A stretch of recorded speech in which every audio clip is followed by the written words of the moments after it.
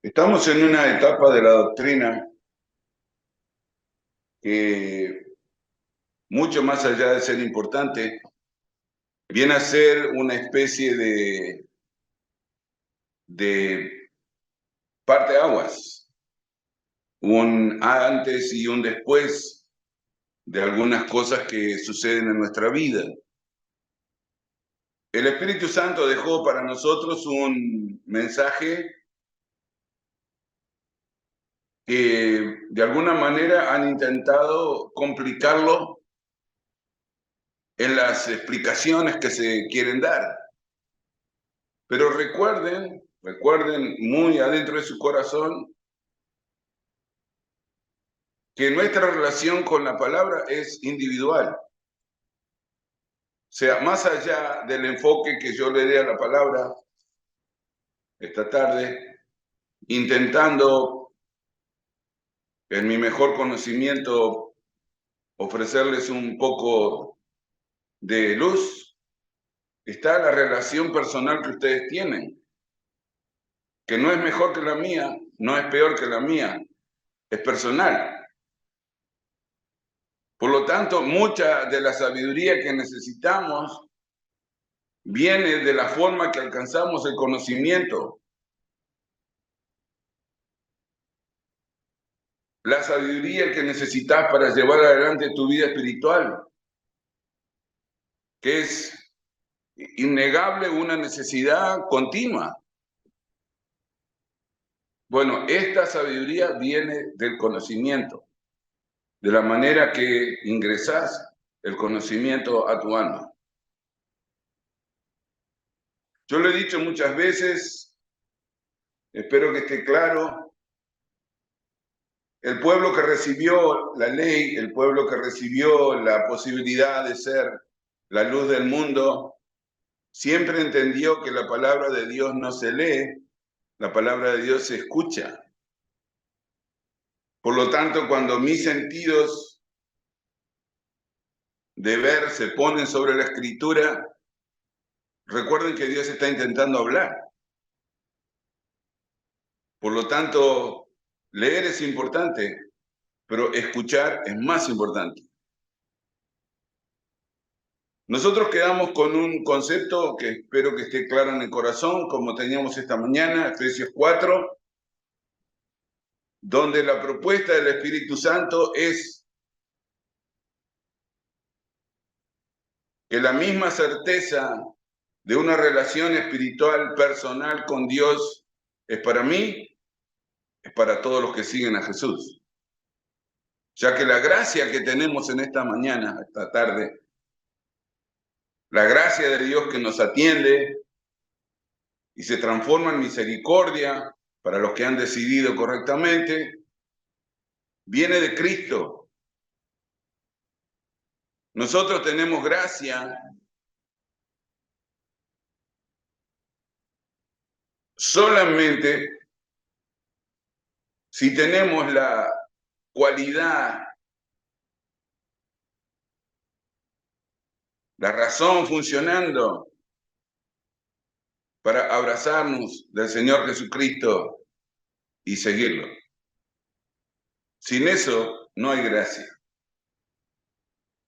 Por lo tanto, comenzamos esta tarde con una pregunta que el apóstol dejó y que el Espíritu Santo la menciona de nuevo para nosotros. Verso 9, Efesios 4:9. Y eso de que subió, ¿qué es? Sino que también había descendido primero a las partes más bajas de la tierra. Está hablando del que lleva nuestra cautividad. El que descendió es el mismo que también subió por encima de todos los cielos para llenarlo todo.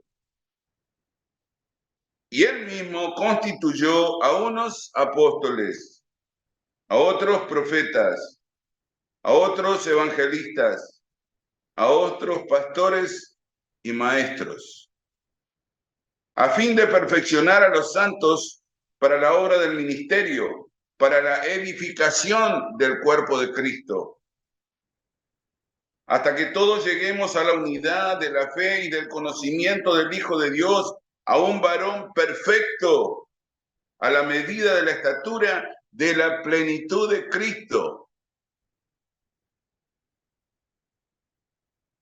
para que ya no seamos niños fluctuantes, llevados por doquiera de todo viento de doctrina, por estratagema de hombres que para engañar emplean con astucia las artimañas del error,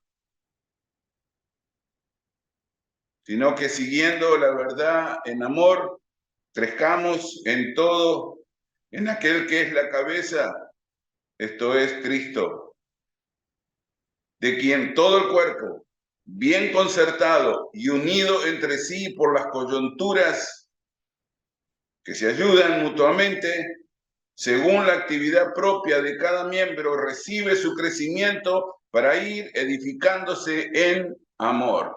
Otra vez la palabra. Edificándonos, sí, pero en amor. Este pasaje obviamente merece ser enseñado más que predicado, pero estamos en la predicación, así que veamos un vistazo.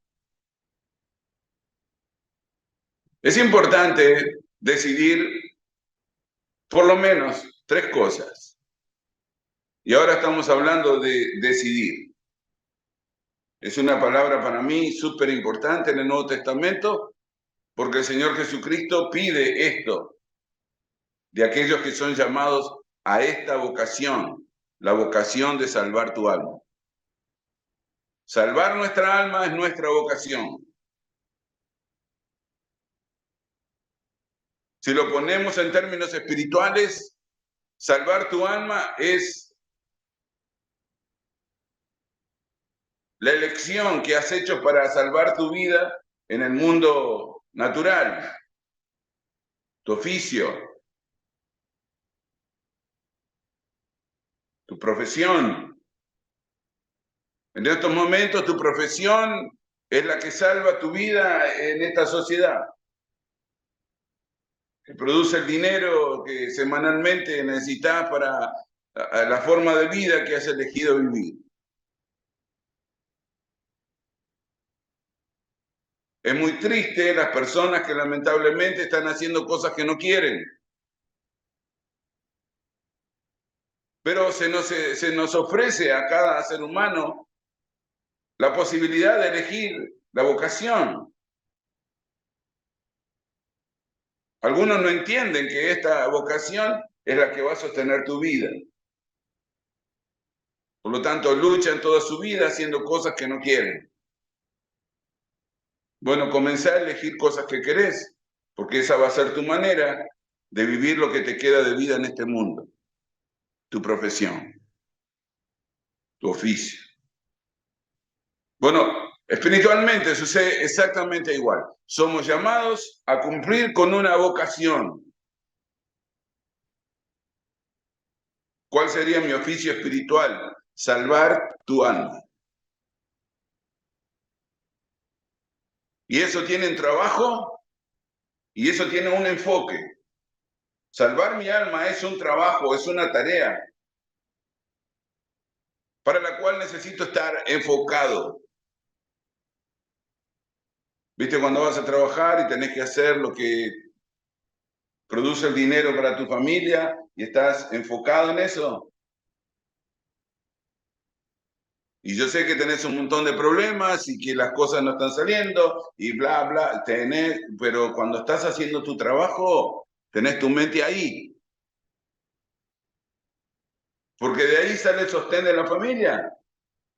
Y no podés estar enfocado arreglando lo que tenés que arreglar, cambiando lo que tenés que cambiar, atendiendo lo que tenés que cambiar y pensando en los 5.000 problemas que tenés.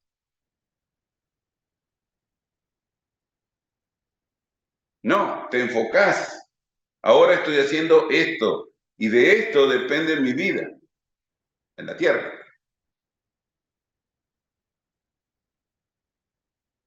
¿Cómo pasa a nivel espiritual? Exactamente igual. Exactamente igual. Nosotros queremos hacer algunos cambios, algunos ajustes, y la Escritura dice que como pasa en el mundo natural, pasa en el mundo espiritual, porque el mundo natural es sombra.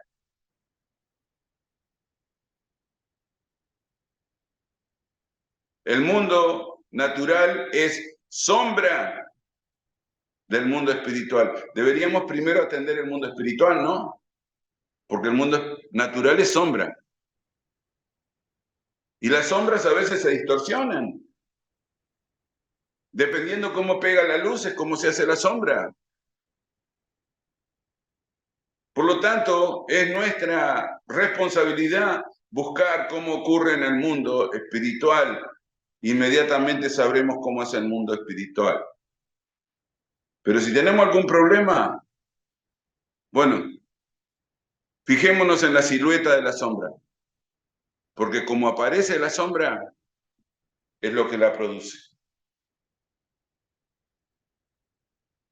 ¿Qué pasa? Bueno, nos olvidamos de que el Espíritu Santo nos ha dicho que hemos sido llamados a una vocación, una profesión, salvar nuestras almas. La salvación de nuestras almas tiene dos componentes esenciales.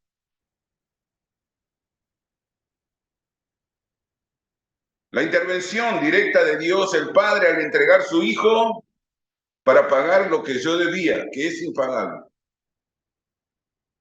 El Señor Jesucristo paga.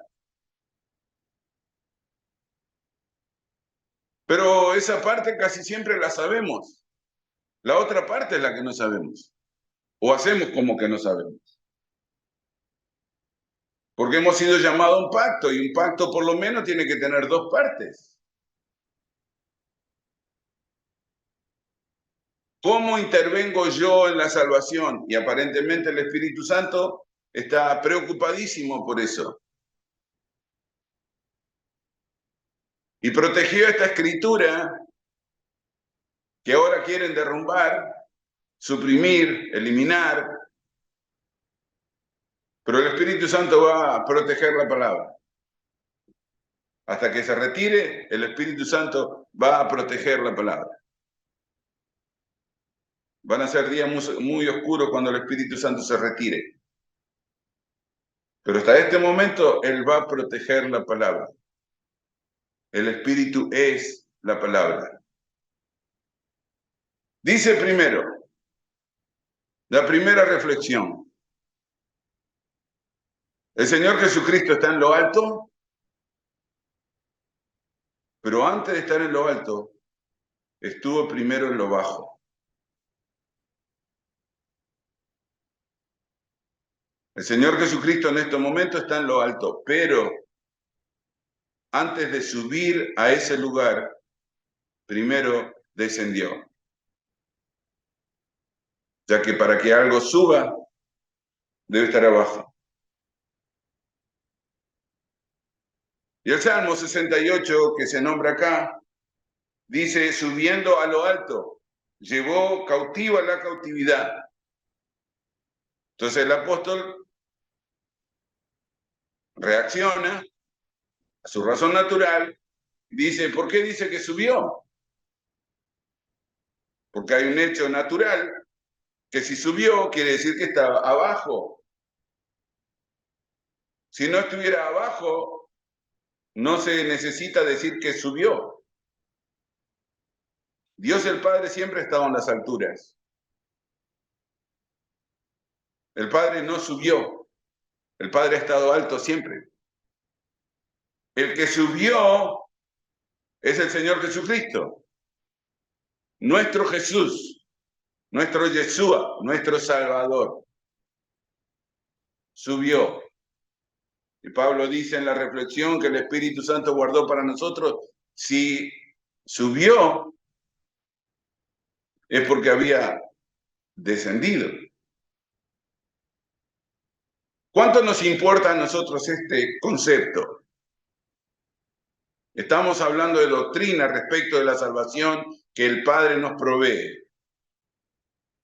Bueno, importa muchísimo, Porque el que nos pide una dignidad de vida que les corresponda a Jesús es el Jesús que estuvo entre nosotros. Necesito pensarlo con serenidad. Esto es un problema de razón. Esto no es para volverse loco. Esto es para pensar con serenidad.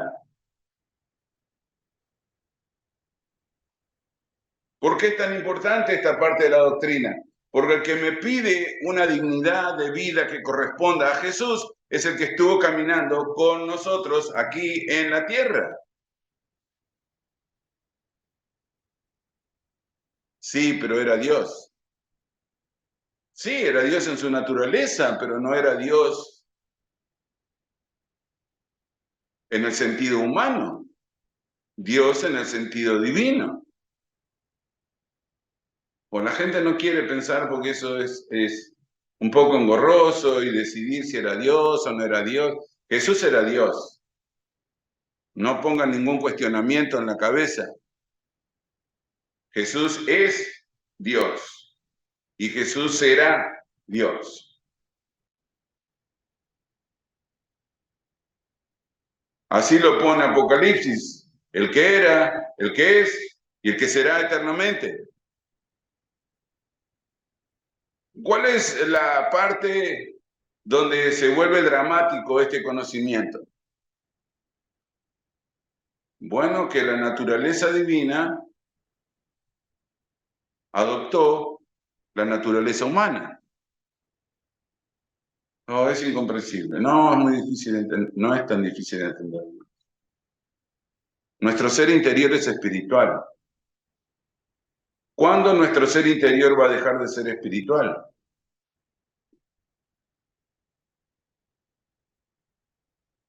Porque Satanás le dice al hombre sin cerebro que somos solo materia. Ha peleado con eso con nosotros. Somos resultado de la casualidad. ¿Han visto la ciencia que nos gobierna? La ciencia que gobierna este mundo dice que nosotros somos resultado de la evolución, que en algún momento fuimos un protozoario perdido en algún océano y por alguna razón esos organismos unicelulares resolvieron juntarse. Nadie sabe cómo ni por qué. Y pasados 50.000 millones de años, una edad que es muy difícil de entender, esos protozoarios que no sabemos cómo llegaron a la vida,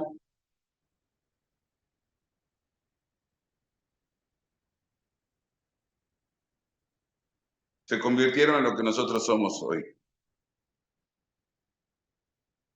Bueno, la estupidez es tan profunda que obviamente no vamos a discutir de evolución. Pero justamente el hombre sin Dios no admite que más allá de esta caja que ustedes ven, hay un ser interior adentro. Es el que gobierna esta caja. Este traje material, creación de Dios, por supuesto,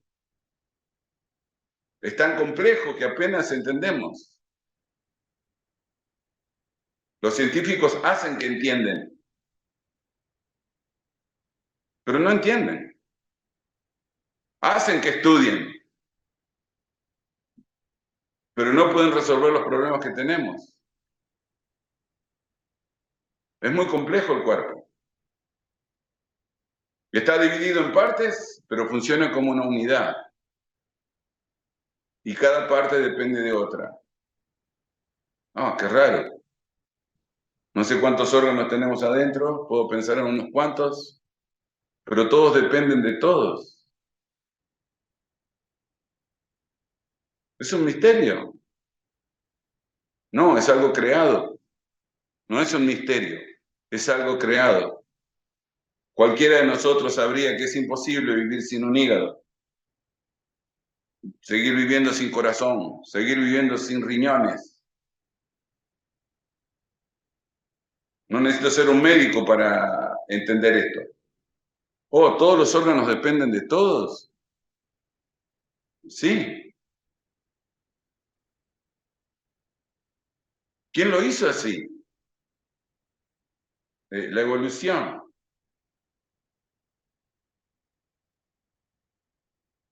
La risa. En la historia de la evolución hubo seres humanos que no tenían hígados, porque la evolución todavía no había decidido tener hígados. Después de unos 50 millones de años, el cuerpo se dio cuenta que es mejor tener hígado. ¿Hasta dónde podemos llevar la estupidez del hombre? Bueno, toda la estupidez que se necesita para negar a Dios.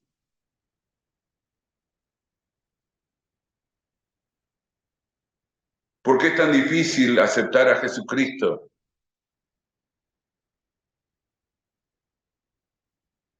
¿Por qué los hombres sencillamente no aceptan la verdad de que tenemos necesidad de un Salvador que recomponga lo que el pecado estropeó en nuestra vida?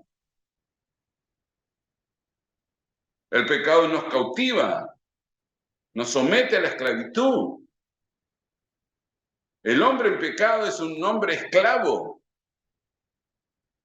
esclavo de su situación, esclavo de su circunstancia, esclavo de su falta de claridad mental. Es un esclavo. Cristo vino para llevar consigo nuestra esclavitud. O sea, eliminarla, quitarla de nosotros. Ahora nosotros podemos entender en Cristo que las circunstancias no tienen nada que ver con nuestras decisiones espirituales. Lo que somos espiritualmente en esta tarde no tiene que ver con nuestra circunstancia. Y la circunstancia no puede afectar las decisiones espirituales que haces. Yo sé que al diablo le revienta este concepto, pero esta es la realidad de Jesús. Lo que te está pasando no tiene el poder de arruinar lo que Jesucristo hizo al morir por vos. ¿Qué tan grave es tu circunstancia? ¿Qué tan problemática es tu situación? No importa. No importa para nada, aunque el concepto duela. A Dios no le importa lo que te está pasando. A Dios lo que te importa, lo que le importa, vamos a verlo esta tarde, es qué estás haciendo en medio de lo que te está pasando. ¿Qué haces en medio de lo que te está pasando? Bueno, yo recurro a Cristo. Yo necesito la paz espiritual que produce Cristo. Mi paz os dejo, mi paz os doy, pero no como el mundo la da. No es una paz circunstancial, es una paz que sobrepasa todo entendimiento.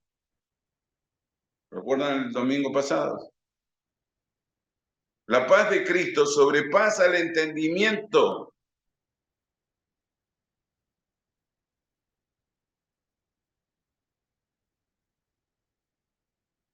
El que descendió, versículo 10, es el mismo que también subió por encima de todos los cielos para llenarlo todo. La existencialidad del Señor Jesucristo en estos momentos llena los cielos. ¿Cómo? Es Dios.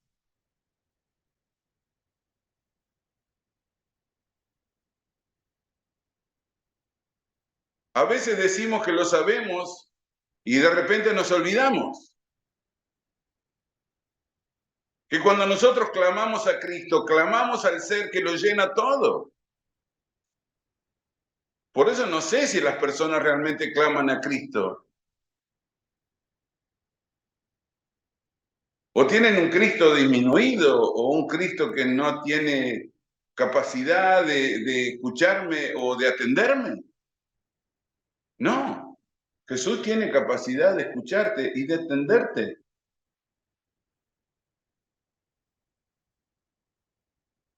Jesucristo tiene esa capacidad. lo llena todo. No escucha a alguno de nosotros, nos escucha a todos. Y a la misma vez, más allá de todo misterio, nos atiende como individuos.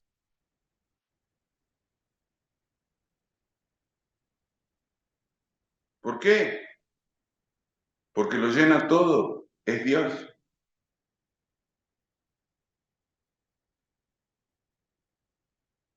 A veces algunas personas se sienten extrañas considerando estas cosas del Evangelio de Cristo. Pero para el que cree, no. Para la persona que cree en la verdad revelada,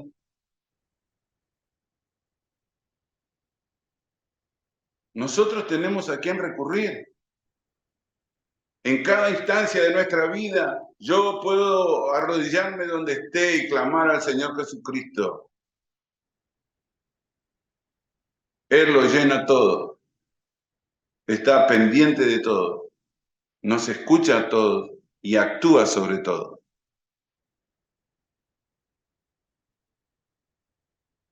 El día que nos presentemos delante de Jesús y Jesús nos reconozca, todos aquellos que neciamente lo negaron, dice Apocalipsis, van a rogar que las montañas les caigan encima.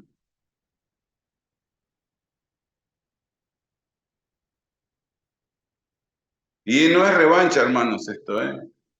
Algunos piensan, no, están esperando que venga Cristo para así los que negaron a Cristo se mueren todos y se van al infierno. Ese no es mi sentimiento. Las personas que no han aceptado a Cristo no entienden lo que es el infierno.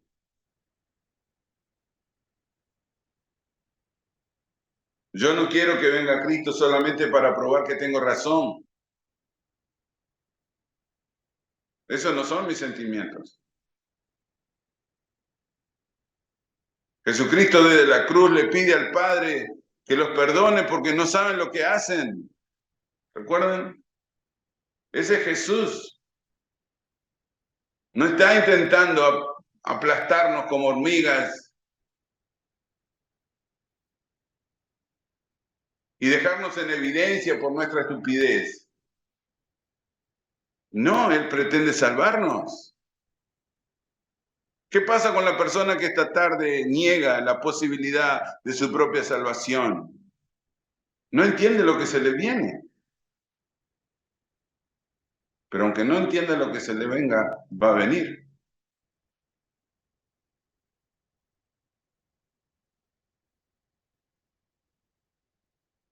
Dios quiere en esta noche que el Señor pueda mirarnos con la dignidad que merece su nombre y que seamos hombres y mujeres que Él pueda ser compañero, amigo, porque ese es el deseo más profundo de Jesús. Ya no los llamaré siervos, ahora los llamaré amigos.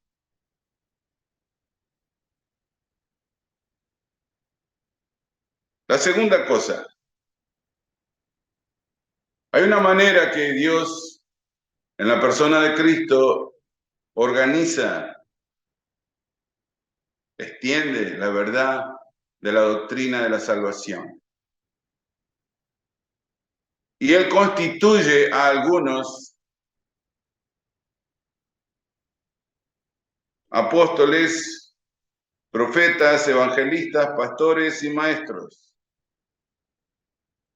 No está hablando de una élite, ¿eh? Está hablando de un servicio. Ministerio es la palabra que aparece en el original. La constitución de los ministerios. Y no son rangos, porque estas personas también necesitan salvarse, de la misma manera que cualquier persona que no tiene una responsabilidad de este tipo. Porque estas personas fueron constituidas por una razón.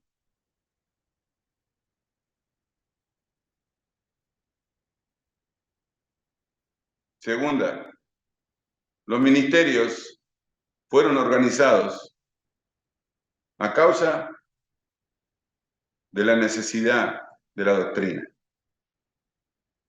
Los ministerios fueron organizados a causa de la necesidad de la doctrina.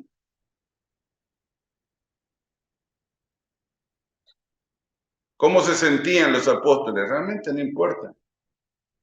¿Y cómo se siente ser un evangelista?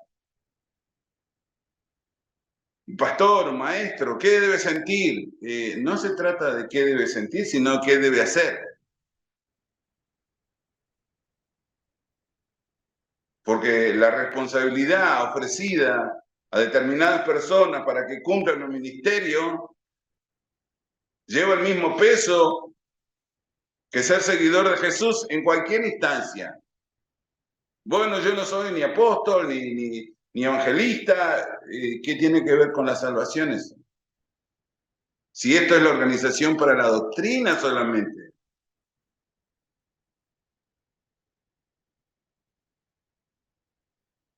Dios aborrece el nicolaísmo, ¿recuerdan? Hemos leído Apocalipsis más de una vez. Dios aborrece la obra de los nicolaitas. Jesús no cree en jerarquías.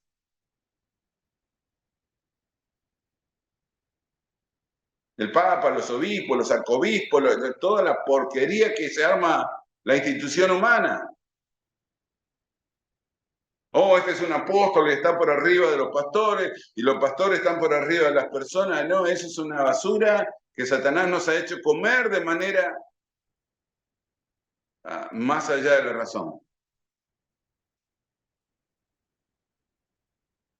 La constitución de estas personas es solamente para el establecimiento de la doctrina, nada más. La responsabilidad que yo tengo como pastor o maestro tiene que ver con la doctrina. Si yo le saco eso a mi vida, tengo que salvarme igual que todos. Y representar al Señor Jesucristo con la misma dignidad que tienen que representarlo ustedes o cualquier otra persona. No, Cristo me ve a mí a través del trabajo que hago. No, no, eso no es cierto. Eso es nicolaísmo. Y Dios aborrece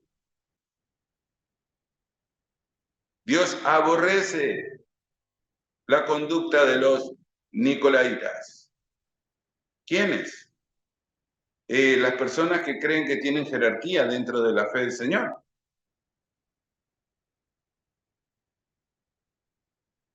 ¿Nos inclinamos, le besamos la mano al Papa? No, son locos. Ese acto solamente hace que todo sea falso y del diablo. Oh, pero personas se siguen arrodillando y dándole un beso en la mano al Papa.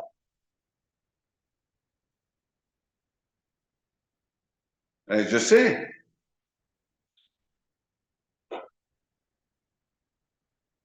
Pero ¿cuándo la idiotez del ser humano se va a terminar? Porque la palabra dice completamente otra cosa.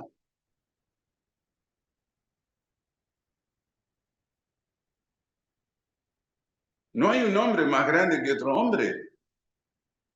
No nos arrodillamos delante de los hombres, hermanos, ni por un segundo. No importa quién sea. No doblamos la rodilla delante de ningún ser humano, ni nos inclinamos delante de ningún ser humano. ¿Qué pasa? Enloquecimos. No, eso es el respeto que determinados hombres. No, no hay ningún respeto, ese no es su respeto. Eso es una falta al sentido común y una transgresión de las escrituras. Porque la razón de estas personas está directamente relacionada a su responsabilidad para entregar la sana doctrina. Y cuando equivocamos el camino respecto de esto, también nuestra espiritualidad termina. ¿Cuál es el hombre más grande en la tierra? ¿Quién sería?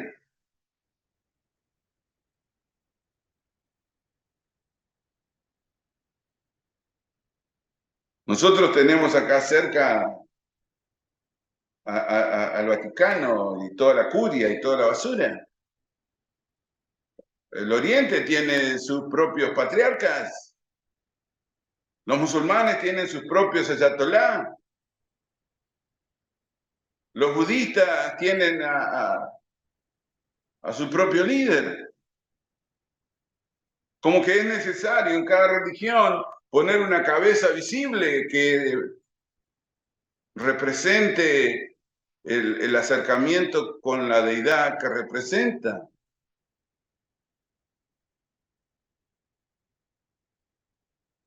Cristo no nos enseñó así.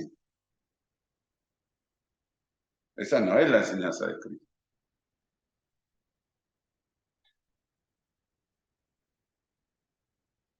La parte más importante. Tercera parte. El fin de la tarea respecto de la doctrina. ¿Por qué necesitamos el trabajo de los apóstoles, los evangelistas? ¿Por qué necesitamos esa obra del ministerio? Profetas, evangelistas, pastores, maestros. ¿Para qué necesitamos eso? Eso tiene una finalidad. Y aquí aparece exactamente cómo funciona la doctrina. Versículo 12. Lean conmigo, porque no es una interpretación de la predicación. A fin de perfeccionar a los santos para la obra del ministerio, para la edificación del cuerpo de Cristo, hasta que todos lleguemos a la unidad de la fe y del conocimiento del Hijo de Dios, a un varón perfecto a la medida de la estatura de la plenitud de Cristo. ¡Wow! ¿Quiénes? Todos. Todos los seguidores de Cristo en algún momento tienen que asumir una forma de servicio. ¿Me explico? He peleado con este concepto por años.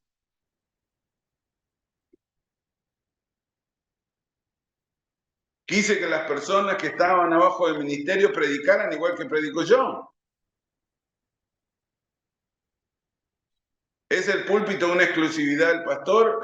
Not really, no necesariamente. Tengo trabajo para hacer, los pastores deben ser maestros. ¿Para qué? No, para así todo el mundo está abajo de lo que yo digo y hace las cosas cuando yo digo. No, no es así. Perfeccionar a los santos.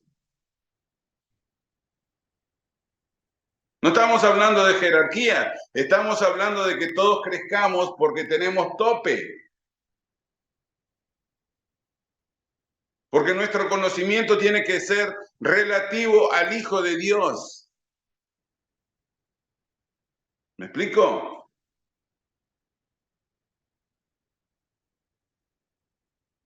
Es importante esto. Es muy importante. Porque el conocimiento que adquirimos de Dios como creador, la eternidad no nos va a alcanzar para alcanzarlo. Valga la redundancia. La eternidad no nos va a alcanzar para alcanzarlo. Por lo tanto, el conocimiento no puede ser relativo a Dios el Padre. El conocimiento es relativo a Dios el Hijo, al ejercicio de su humanidad. ¿Podemos saber lo que Jesús sabía en la tierra? Sí, sí podemos. Porque lo que Jesús sabía en la tierra era la revelación de la palabra. Y Deuteronomio dice con mucha claridad,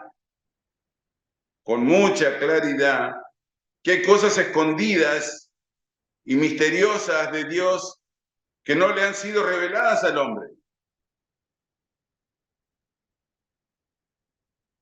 Es obvio. ¿Cuál va a ser tu primera pregunta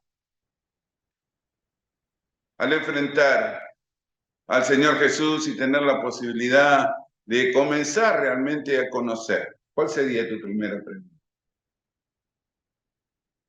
Yo tengo unas cuantas preguntas anotadas, espero acordarme cuando esté allá. Pero hay unas cosas que me tiene rabioso de saber. ¿Cuál fue la motivación de crearnos? ¿Motivado en qué? Porque Dios tiene que tener una respuesta de eso. ¿Qué motivó a Dios de traernos a la conciencia de existencia?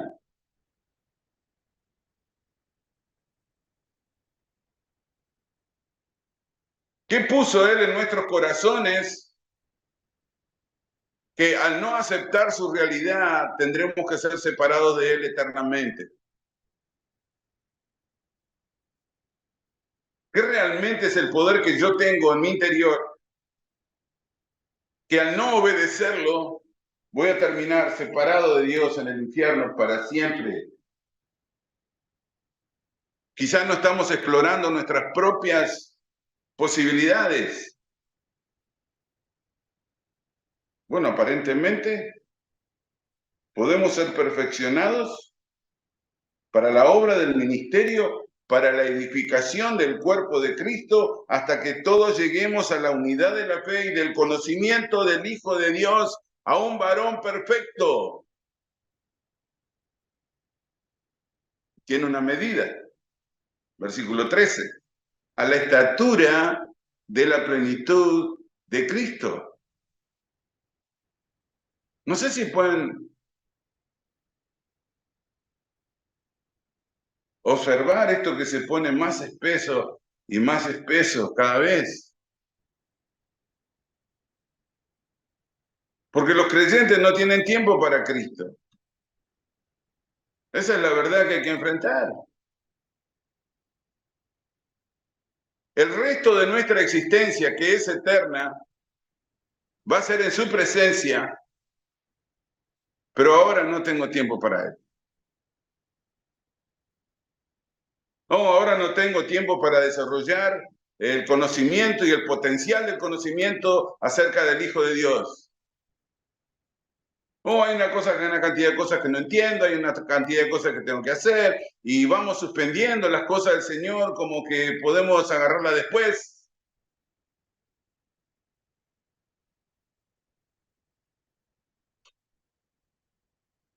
¿Realmente estamos entendiendo?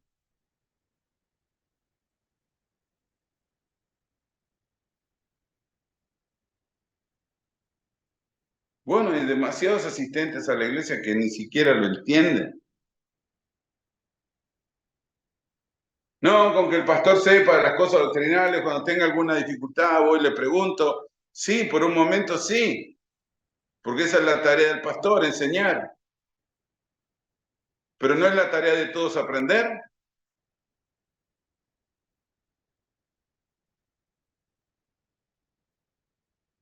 No es la tarea de todos aprender. Suena un poquito ridículo, ¿no? Pero se imaginan a las personas que son graduadas de sus propios oficios, llamando a sus profesores para ver lo que tienen que hacer. Estás en la consulta de un médico, lo lamento por Esteban, pero estás en la consulta del médico y el médico llama al profesor de la universidad que lo enseñó porque hay algo que no entiende de lo que está pasando.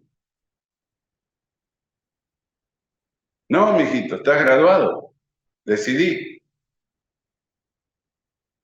tomar la decisión. Te graduaste. Ahora tenés que Decidir. Ok, ¿cuántos se graduaron? ¿500? Y el tipo que está sentado en la oficina atendiendo el teléfono 24/7, a ver qué les pasa a sus alumnos.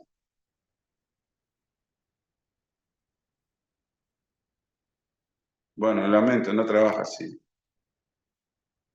¿Para qué fuiste a la escuela? Para aprender. ¿Te graduaste? Sí. Bueno, ahora tenés que ejercer.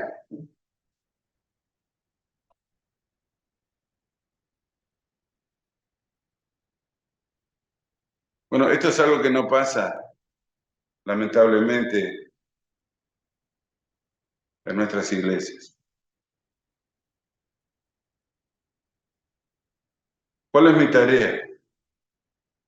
Una sola.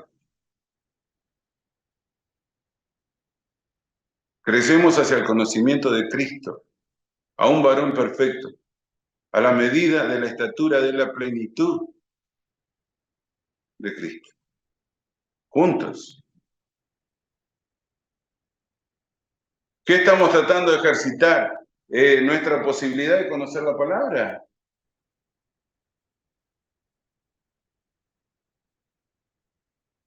Acá habla de ministerios, no de dependencia.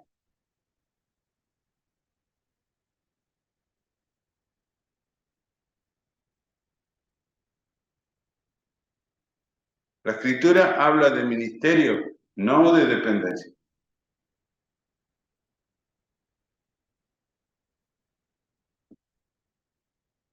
El verso 14 obviamente pone luz a esto que estamos diciendo, porque el Espíritu Santo dice que tenemos que dejar de ser niños fluctuantes.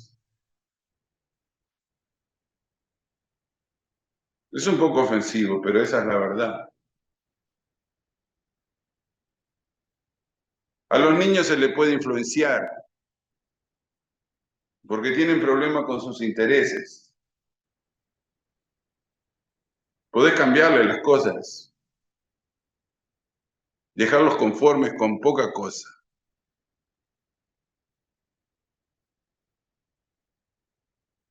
Dejarlos conformes con poca cosa.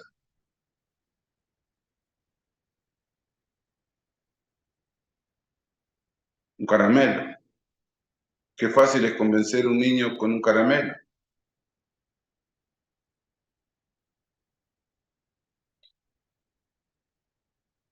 Y dice que nosotros debemos dejar de ser niños fluctuantes.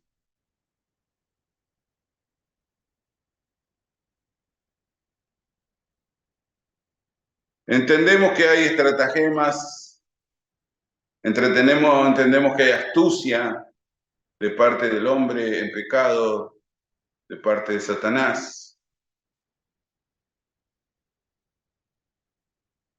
Entendemos que hay personas todavía que inclinan su cabeza para besar el anillo de un líder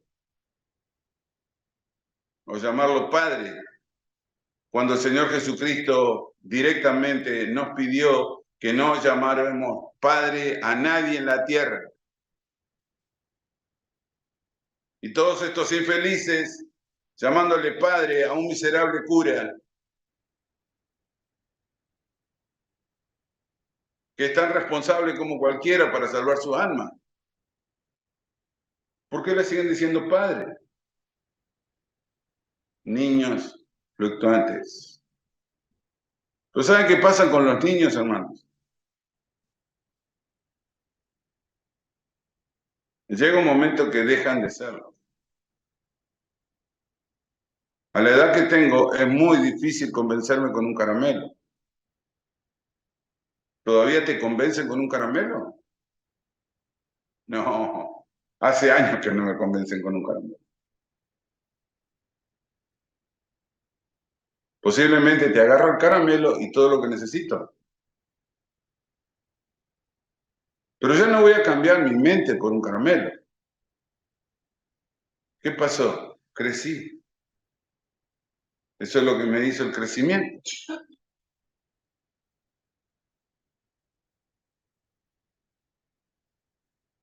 Eso es lo que hace el crecimiento.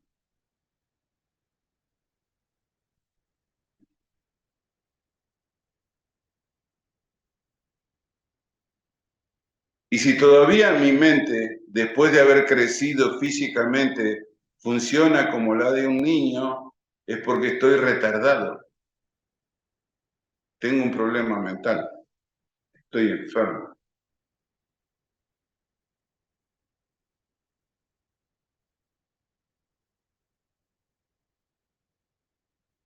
Cambiarle los pañales a un niño de meses puede ser algo tierno,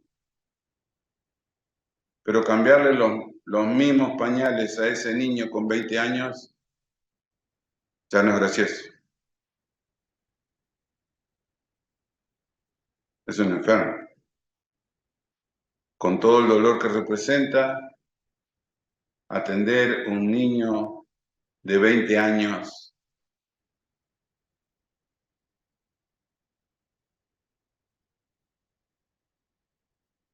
es una tragedia. Bueno, aparentemente nuestras instituciones tienen una cantidad de niños de 20 años que le siguen cambiando los pañales.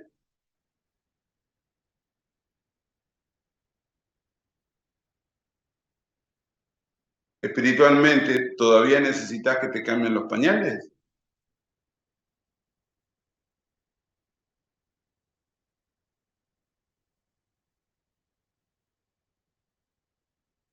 Que alguien te diga cuándo comer, cuándo no comer, cuándo bañarte, cuándo no bañarte. ¿Todavía necesitas eso? ¿O haces eso solo?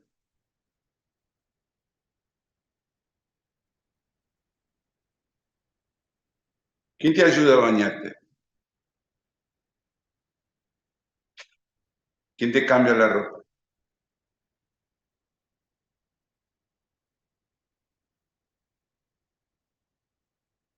Preguntaría inmediatamente, ¿cuántos años tenés?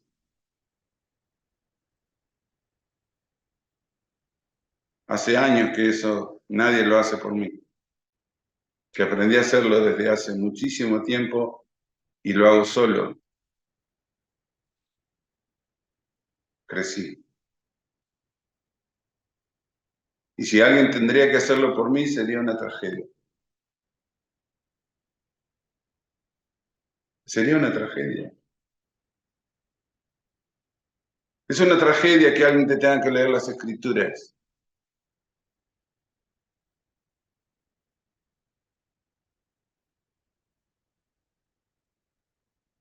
Porque el deseo de Cristo es que alcancemos su plenitud.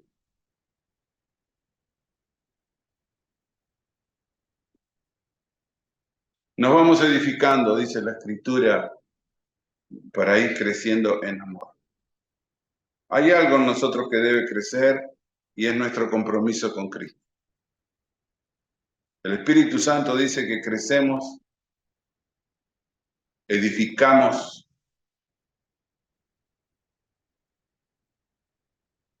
en amor, en el compromiso.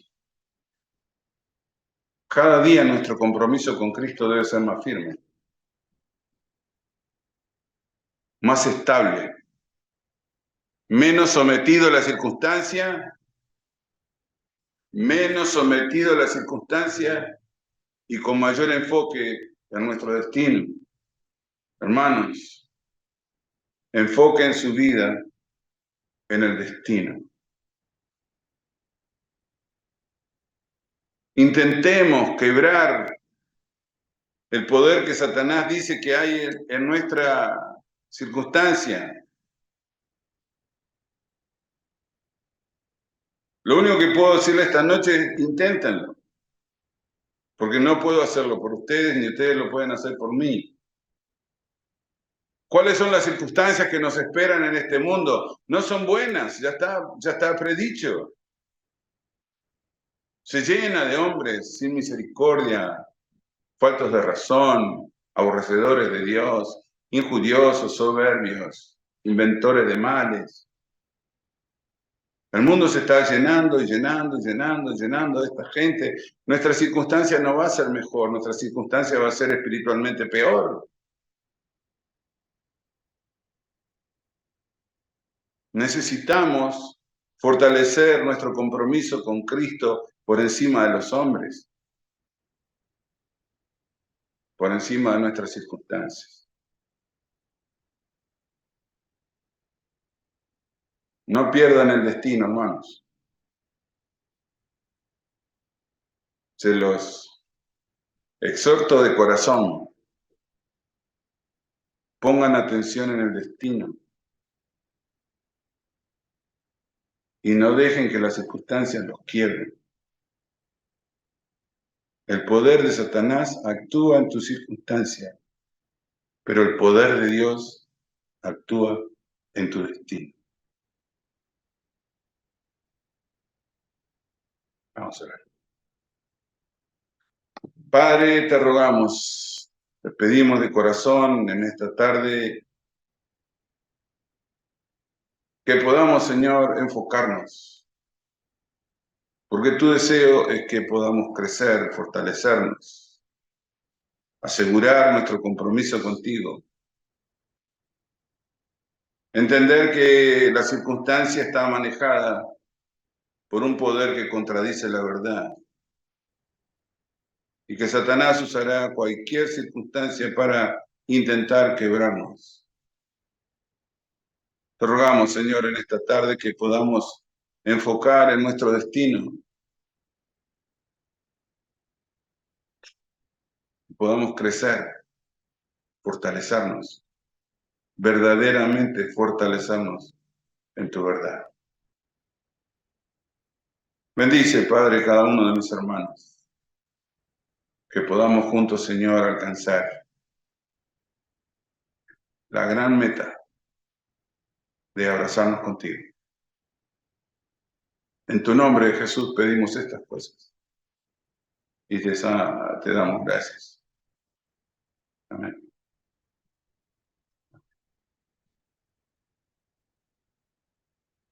Dios les bendiga, hermanos. Una semana por delante, más espacio para crecer y fortalecernos. Dios les bendiga. Pasen una buena semana.